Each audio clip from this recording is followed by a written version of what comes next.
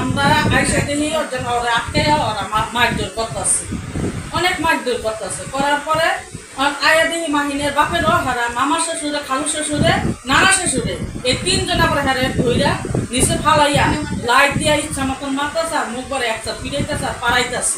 এই তিনজন ছিল, 8 জন ছিল, মাত্র 2 জন। মানে হারা প্ল্যান করে আসছিল। আচ্ছা, এরা ছিল বাপের 2 জন, মাহিনের আব্বা।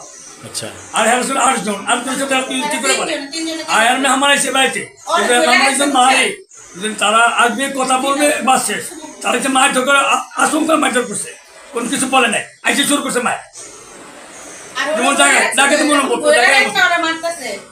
জায়গায় চৌতাতাই মারে না, জায়গায় যারা চালতাতাই মারে এরা সময় দেয়, এরা সময় দেয় না, এরা এসে মায়ের শুরু করছে।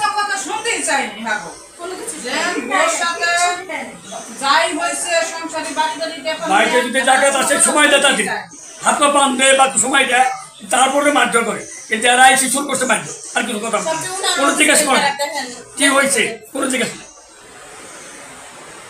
তারপরে আবার যে বন্ধু করে রয়েছে গেট করে না,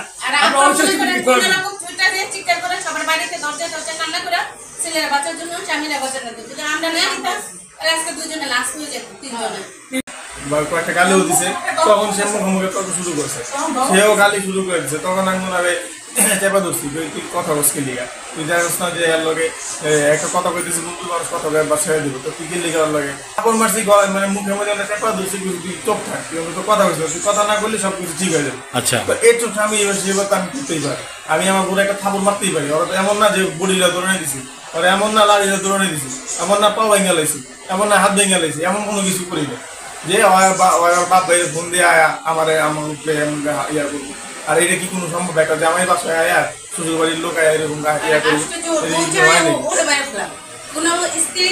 আমার কথা হইতেছে, আমি যদি ওরে মাইরা যদি রাত ধরে লাইতাম,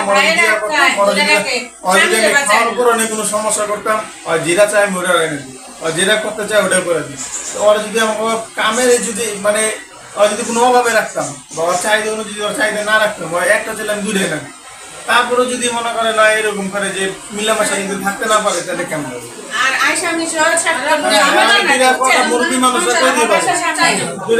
গালি দিছে, তুই শুধু গালি দিলে যে গালি দিলে আমি দিছি